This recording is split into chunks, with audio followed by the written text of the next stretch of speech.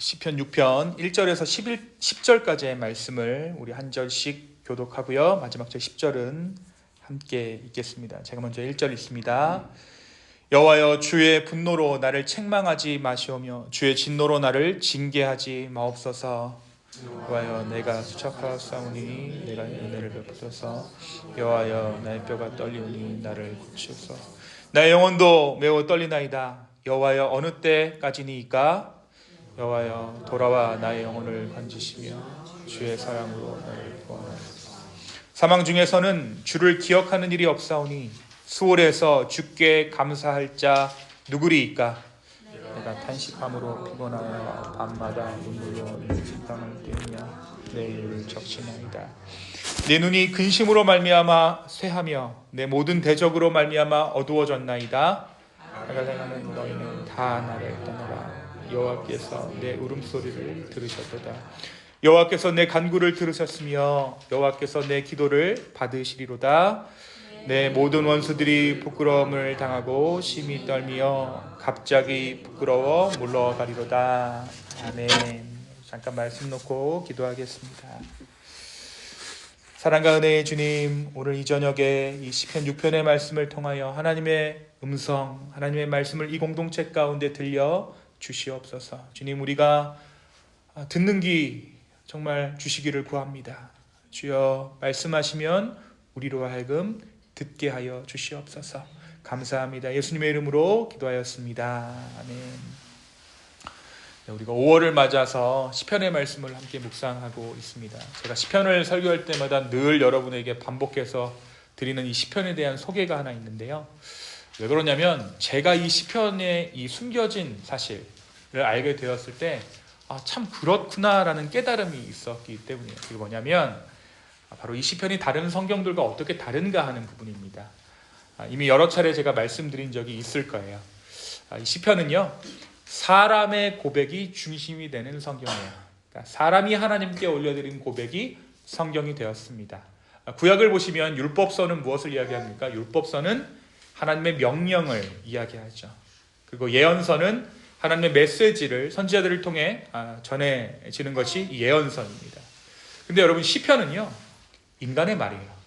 사람이 하나님 앞에 드리는 기도와 노래, 탄식의 찬양의 모음이 바로 이 시편입니다. 그러니까 누가 우리 기도를 이렇게 받아 적었다고 보시면 돼요. 여러분이 하시는 기도, 하나님께 드리는 고백들을 받아 적은 것이 무엇이라고요?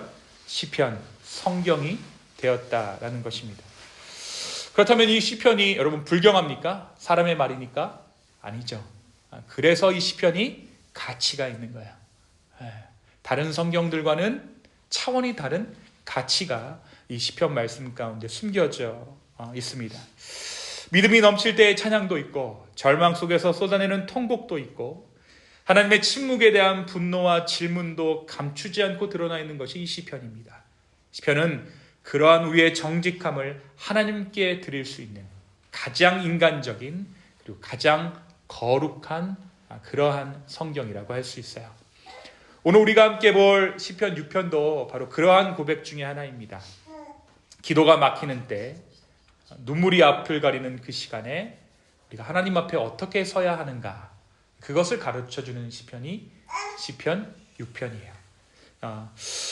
한 주간의 삶을 마무리하면서 금요일 저녁인데요, 우리는 다시 하나님의 말씀 앞에 서게 됐습니다. 금요일 저녁 시간, 교회에 나와 기도하고 예배하는 것이 익숙하지 않다면 결코 쉽지 않은 시간에 우리가 함께 모여서 지금 이렇게 기도하고 예배합니다. 우리 은희 집사님은 지금 시차 때문에 정신 없으신데 이렇게 나와서 예배 드리시고 계세요. 쉽지 않은 일입니다. 금요일 저녁에 예배한다는 게 상당히 도전이 되는 일이죠. 한 주간의 여러 가지 일들로 육체는 지치고 점점 어려워져가는 여러 가지 경제들, 사회 상황들과 또한 좀처럼 밝게 보이지 않는 내 개인적인 어떤 미래에 대한 염려로 인해 마음은 무겁고 어떤 이들은 설명하기 힘든 짐을 안고 이 자리에 앉아 계실지도 모르겠습니다. 그런데 오늘 말씀은요, 하나님께서 그러한 우리를 알고 있다, 깊이 이해한다라고 말하는 것 같아요. 오늘 우리가 함께 나눌 시편 6편은요, 시편 전체에서 가장 먼저 등장하는 회개 기도입니다. 그리고 내면에 탄식이 깊이 묻어나 있는 탄식시예요. 그런데 여러분 참 흥미로운 것은 다윗이 왜 탄식하고 있는가 하는 부분입니다. 다윗이 왜 탄식하고 있을까요? 예. 여러분 우리는 보통 언제 탄식하죠? 옆 사람 보고 탄식하죠. 그렇죠? 그리고 내 인생이 내 마음대로 되지 않을 때 탄식합니다. 주로 삶이 뜻대로 풀리지 않을 때, 억울한 일을 당했을 때, 외부의 적에게 공격을 받았을 때 우리는 탄식을 하게 됩니다. 그런데 오늘 시편 6편에서 다윗은요, 외부의 대적이나 외부의 어떤 어려운 환경들을 말하고 있지 않아요. 그렇다면 왜 다윗은 탄식의 고백을 주님 앞에 드리고 있는 것일까요? 그것은 자기 안에서 일어나는 무너짐, 내 안에서 일어나는 두려움, 내 안에서 일어나는 하나님 앞에서의 죄의식, 죄책감, 그리고 존재의 고통을 솔직하게 고백하고 있는 거예요. 바깥 어떤 상황이 나를 탄식하게 만드는 것이 아니라 내 안에서 탄식의 고백들이 일어났다라는 것입니다. 다윗은 지금 고통의 자리에서 하나님과의 관계 회복을 향한 갈망의 기도를 드리고 있는 거예요. 주님, 내 기도를 조금 들어주세요. 주님, 내게 은혜를 좀 베풀어 주세요. 나의 뼈가 떨립니다. 나를 좀 고쳐주세요. 오늘 말씀 1절의 말씀 다 같이 한번 읽어보겠습니다. 1절입니다. 시작. 여호와여, 주의 분노로 나를 책망하지 마시오며 주의 진노로 나를 징계하지 마옵소서. 겉으로 보기엔 아무런 문제가 없는 상황이라는 거예요. 외적인 위협이나 명백한 공격이 있었던 것이 아닙니다.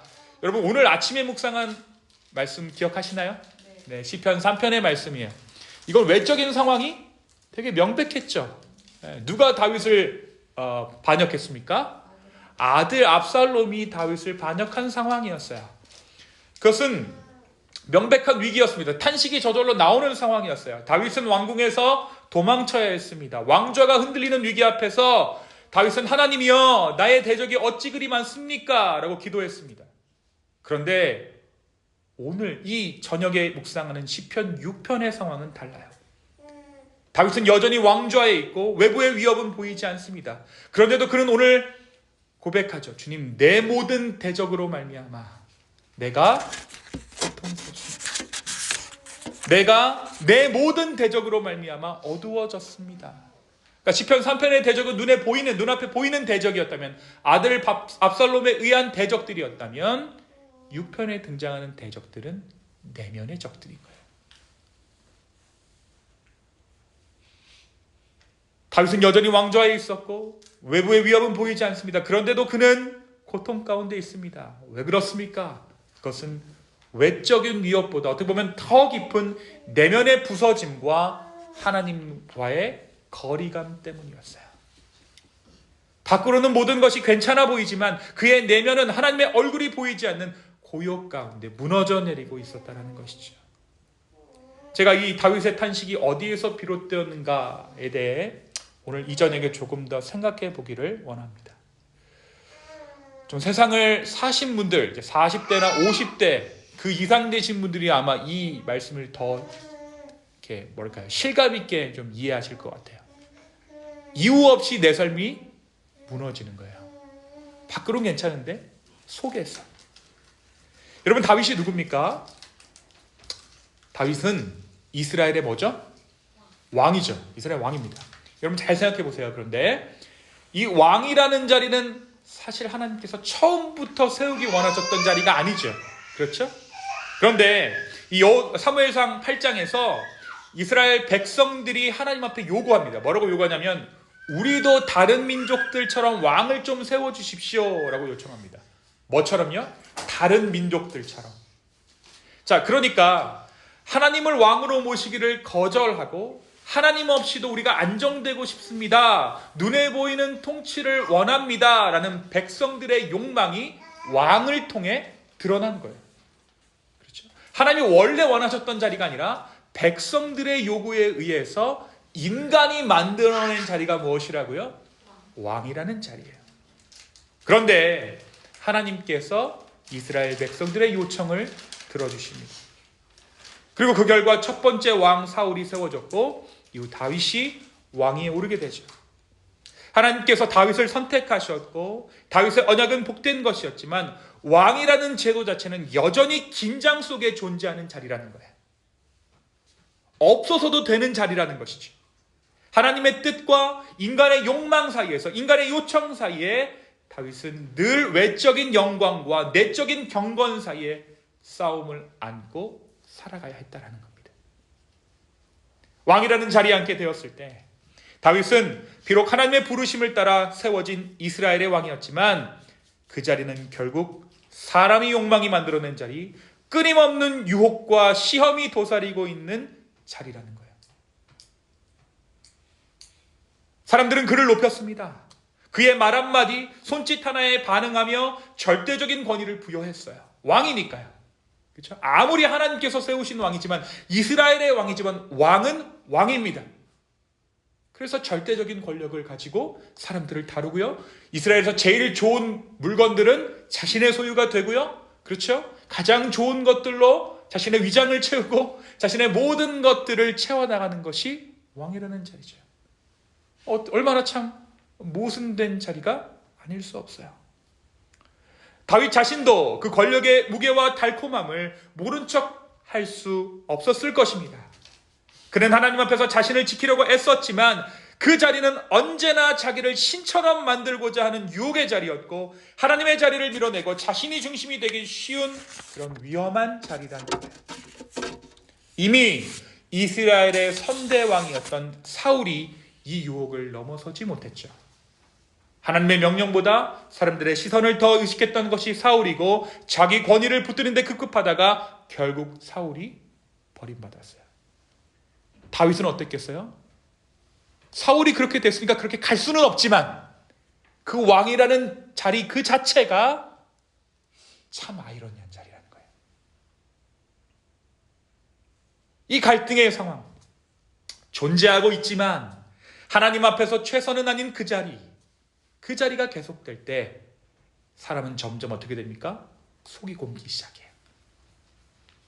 내면은 마모되고 마음이 두 갈래로 찢어지게 됩니다. 하나님께 쓰임받는 사명자로서의 자신과 사람들에게 기대와 칭송을 받는 왕으로서의 자신 사이에서 균형을 잃기 시작하면, 정신 까딱 잘못 차리면 그때부터 자신이 누구인지, 지금 어디쯤 와 있는지 분간하기 어려운 혼란이 시작된다는 거예요. 다윗은 아마 오늘 이 시편 6편의 말씀을 통해 그 지점에 와 있다라는 고백을 하고 있는지도 모르겠어요. 그래서 뜬금없이 뭐라고 얘기합니까? 1절에 보니까 주님, 주의 분노로 나를 책망하지 마십시오. 주의 진노로 나를 징계하지 마십시오. 누가 뭐라 했습니까? 아니죠. 근데 그 존재 자체가 그렇게 고뇌하게 만드는 거예요. 그는 사람들에게 자기를 지켜달라고 부르짖는 것이 아니라 여호와여 주의 분노로 나를 책망하지 마옵시고 주의 진노로 나를 징계하지 마옵소서라고 하나님 앞에 무릎 꿇고 있는 거예요. 사랑하는 여러분, 오늘 이 시편 6편의 이 다윗의 고백, 이 다윗의 모습이 어쩌면 우리의 모습과 너무나도 닮아있지는 않은가 생각해 보게 됩니다. 여러분, 우리가 뭐예요? 우리가 그리스도를 따르는 크리스찬, 그렇죠? 그리스도인입니다.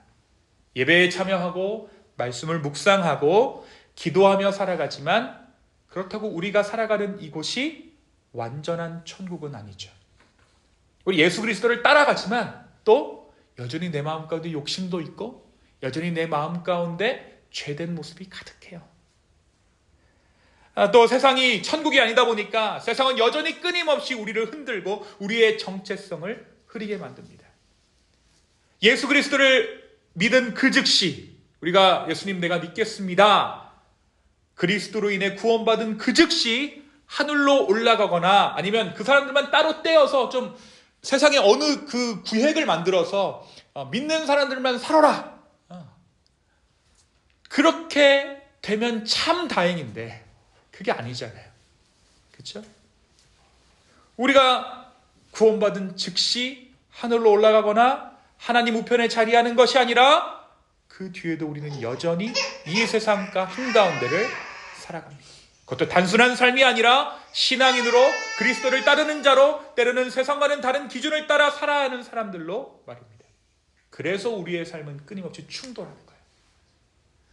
죄인과 예수 그리스도를 따르는 그 자아가 계속해서 부딪히는 거예요. 하나님의 뜻을 따라 살고자 하는 마음과 세상의 흐름에 편승하고 싶은 마음이 매일 부딪히고 그 사이에서 우리는 흔들립니다. 그렇죠? 말씀을 붙들려고 하지만 정작 하나님이 느껴지지 않는 시간, 기도에도 응답이 없는 듯한 침묵의 시간, 그 시간 가운데 우리도 모르게 마음이 메말라져 가고 신앙은 껍데기처럼 느껴지고 나는 점점 피폐해져 가고 내면 깊은 곳에서 오늘 이 말씀의 다윗처럼 탄식이 터져나오게 되는 것이죠. 하나님, 나의 뼈도 떨리고 나의 영혼도 떨립니다. 내 집도 그대로예요. 내 사랑하는 남편도 그대로입니다. 심지어 내 통장의 잔고도 그대로예요. 내 직업도 그대로입니다. 그런데 괜히 불안한 거예요. 왜요? 그게 우리의 존재니까요. 그게 우리니까. 주여, 어느 때까지입니까? 미국의 한 목사님은 현대인들이 겪는 이러한 존재적 탄식과 내면의 붕괴 현상을 가리켜서 싱크홀 신드롬이라고 명명했어요. 한국말로는 함몰 웅덩이 현상이라고 부릅니다. 겉으로 보기에는 아무런 문제가 없어 보이는데 일상은 잘 돌아가는 것처럼 보이지만 보이지 않는 내면 깊은 곳에서부터 조금씩 붕괴가 시작된다는 거예요. 여러분 싱크홀 아시죠? 겉으로 보기엔 멀쩡해요. 근데 어느 날 갑자기 땅이 쑥 하고 꺼지는 거예요. 토양 아래 지하수가 빠져나가면서 땅속이 비게 되고 어느 날 갑자기 멀쩡하던 땅이 주저앉듯이 우리의 내면도 그렇게 침묵 속에서 은밀하게 함몰되어져 간다는 거예요. 그래서 갑자기 어느 날 하루아침에 신앙생활 잘하던 사람이 불안에 떨기 시작해요. 그리고 하나님 찾기 시작합니다. 이게 왜 이렇죠? 모든 게 다 불확실해 보이고 불안해져 가는 거죠. 아무도 눈치채지 못하지만 정작 본인은 알고 있어요. 말씀을 들어도 감흥이 없고 기도가 입술에서만 맴돌고 공동체 안에 있어도 혼자인 것 같은 그러한 감정, 그런 시간을 지나며 우리는 다윗처럼 고백하게 되는 거예요. 여호와여, 나를 긍휼히 여기소서. 내가 수척하였사오니 나의 뼈가 떨리며 나의 영혼도 매우 떨리나이다. 이것이 바로 우리의 고백이고 오늘 시편 6편의 다윗의 고백이에요. 다른 문제가 있는 것이 아닙니다. 다만 존재적인 한계, 존재적인 아이러니에서 비롯된 깊은 탄식이 오늘 말씀 가운데 기록되어져 있는 것이죠. 조금 더 신랄하게 이야기하자면 하나님의 자녀된 우리와 사생아된 우리가 충돌하는 거예요. 우리 사생아거든요. 인간이라는 존재가 가지고 있는 그 모순과 갈등이 다윗의 내면 깊은 곳에서 끌어오는 고백이 되어 급기야 하나님 어느 때까지입니까? 사랑하는 성도 여러분, 이 다윗의 고백은 지금 이 자리에 앉아있는 우리 모두의 이야기일 수 있어요. 외적으로는 아무 일 없는 것처럼 살아가지만 내면은 조용히 무너지고 있는 우리에게 오늘 이 시편은 우리의 탄식이 어쩔 수 없는 탄식이라는 것을 가르쳐주고 있습니다. 여러분이 잘못 살아서, 여러분 무슨 문제가 있어서 탄식이 나오는 것이 아니라 인간이라면 하나님을 따라가는 하나님의 성령의 인도하심을 받은 인간이라면 반드시 이 탄식의 순간이 찾아온다는 것이죠. 왜 찾아올까요? 정답은 만나주시려고. 진짜 삶의 의미를 찾아주기 위해 이 탄식의 순간을 주신다는 것입니다. 오늘 이 시편은 우리의 탄식이 어쩔 수 없는 탄식임을 가르쳐주고 있습니다. 그리고 권면하는 것은 그 탄식을 거두지 말고 그 탄식을 감추지 말고 하나님께 드리십시오. 그리고 그 탄식 속에서부터 하나님의 회복의 일들을 기대하십시오 라고 권면하고 있습니다. 너의 탄식을 숨기지 말아라. 그 자리에서 엎드려라. 하나님은 너의 탄식도, 눈물도, 떨리는 기도도 다 듣고 계신다. 이 탄식 후에 다윗은 결국 이렇게 고백합니다. 여호와께서 내 간구를 들으셨도다. 여호와께서 내 기도를 받으시리로다. 그의 상황은 아직 바뀌지 않았지만 그의 마음은 바뀌었습니다. 오늘 말씀 볼까요? 9절과 우리 10절의 말씀을 다 같이 한번 읽겠습니다. 시작. 여호와께서 내 간구를 들으셨으며 여호와께서 내 기도를 받으시리로다. 내 모든 원수들이 부끄러움을 당하고 심히 떨며 갑자기 부끄러워 물러가리로다. 상황 그대로죠. 그런데 그의 마음이 바뀌었습니다. 탄식 이후에 희망과 기대를 다윗이 오늘 품게 된 거예요. 하나님의 얼굴이 여전히 보이지 않았을지도 모르지만 그 마음 안에선 여전히 하나님께서 가까이 계신다라는 확신이 다시 피어나고 있는 거예요.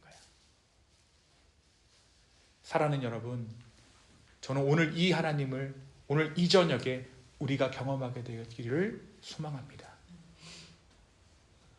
바로 이 일을 위해 주님께서 우리를 부르신 줄로 믿습니다.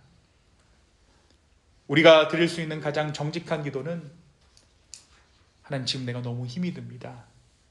하지만 저는 주님을 떠날 수도 없는 존재입니다. 라는 고백일지도 모릅니다. 이 밤에 우리도 다윗처럼 무너진 이 자리에서 다시 하나님을 향해 우리의 마음을 열어드리는 저와 여러분이 되었으면 좋겠습니다. 다시 하나님을 향해 우리의 마음을 엽시다. 그 눈물 가운데, 그 떨림 가운데 하나님께서는 이미 응답하고 계시는 줄로 믿습니다. 이 시간 함께 기도하시겠습니다.